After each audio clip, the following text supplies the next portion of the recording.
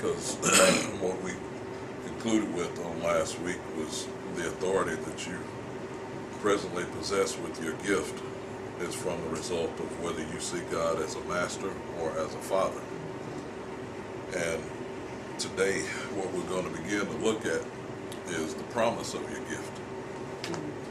Because what the enemy is after is he's after what you've been promised. He's okay with you being who you are right now if you haven't obtained your promise. He would love for you to stay exactly right where you are if you have not yet obtained your promise. So the fight is to get you to settle for where you are so that you won't walk into what you've been promised. That's why we had to look at the authority first, because you've got to understand that you've been given authority with the gift that you've been given to produce and get to what you've been promised from your gift. But if you don't know that, if you don't know that you've been given an authority to walk into the strength of your gift and what your gift is designed to produce for you, then you end up in a place settling for what you don't get from a promise.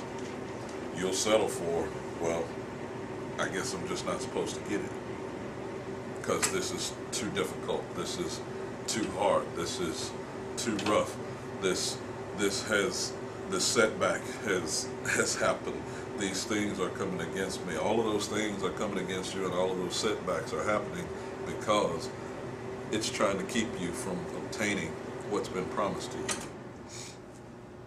And this is crucial because now, like I said, all of the years before that I have spoken to you and told you to prepare yourself to get ready to do all of those things, we are at that stage. We're here. It's no longer get ready for it. Either you're ready for it or you're not now, because we're here, and that change is on the brink for each of us individually, collectively, all of the above. And you have to be more mentally ready than you've ever been. That's why it's crucial. That's why the scriptures continually tell us to take captive every thought, bring it into the obedience of Christ. It doesn't matter if something's opposing you, that is where you've got to take captive that thought and bring it into the obedience of Christ. What did he say is going to happen to your enemies? What did he say you had the power to do over your enemies? What has he promised you and let you know that no weapon formed against you is going to prosper? So don't get caught up in the fact that something's been formed against you. Don't get caught up in the fact that something's opposing you. He tells you it's going to oppose you. What he wants you to do is you to change your mind to show how and who you trust. That's where the key is, because your promise is on the other side of that weapon. That weapon that's been formed against you, that thing that's opposing you, your promise is on the other side of that. That's what that's about.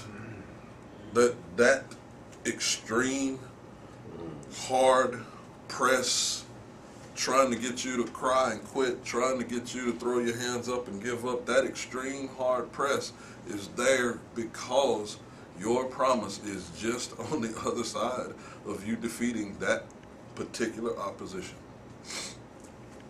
Now understand this. The authority of your gift is to assist you to the promise of your gift. That's what it's designed to do. Turn with me to Proverbs 18 and verse 16.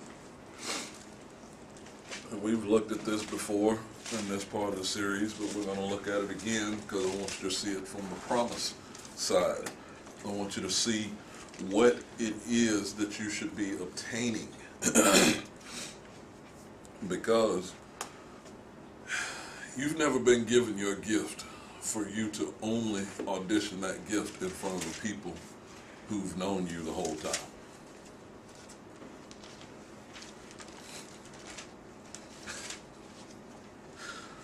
You have not been given your gift, for it to only be shown and used in front of the people who have known you the whole time.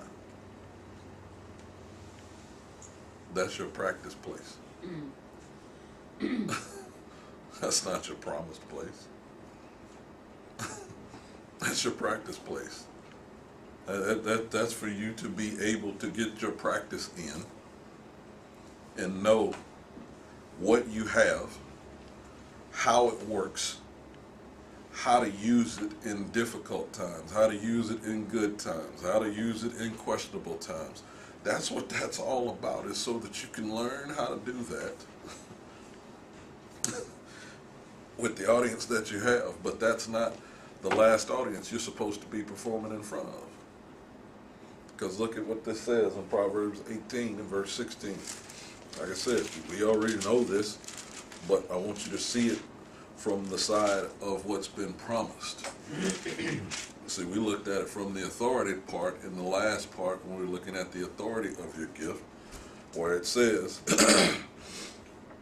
a man's gift maketh room for him and bringeth him before great men. See, we looked at the authority part where it makes room for you, where it works on your behalf.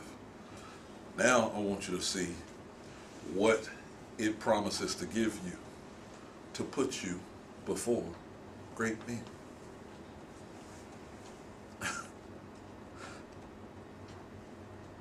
To put you before great men. To put you before people, to put you in front of people.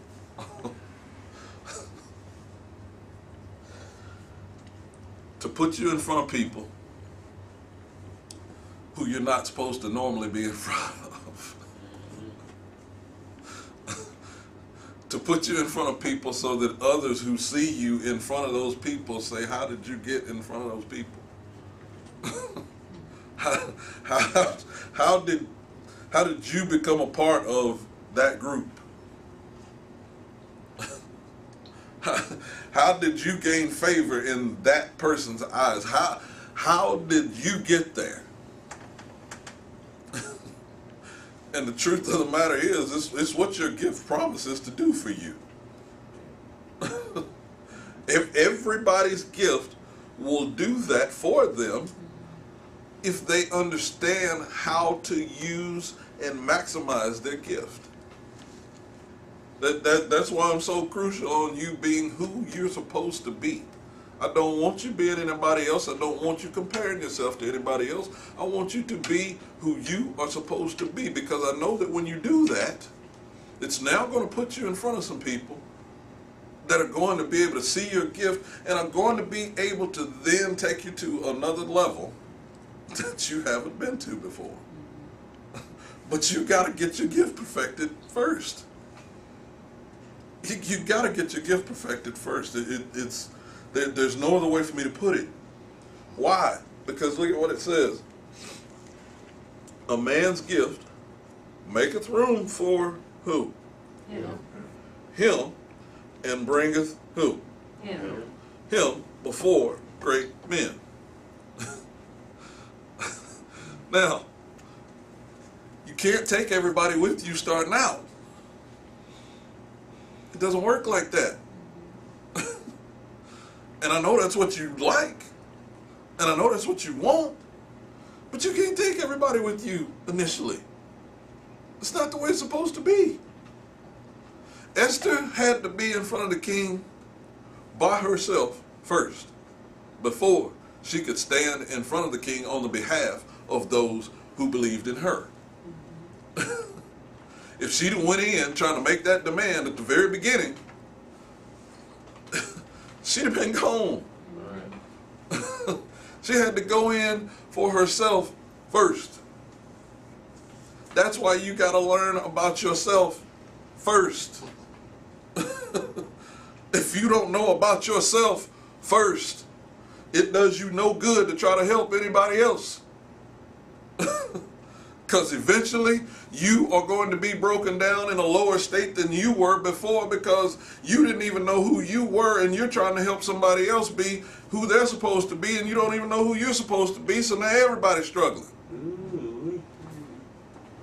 So that's why you got to understand this. He's saying your gift is going to make room for you first. And then after it makes room for you, then you're going to be able to help out those who you practiced in front of. See, because at that point, you can then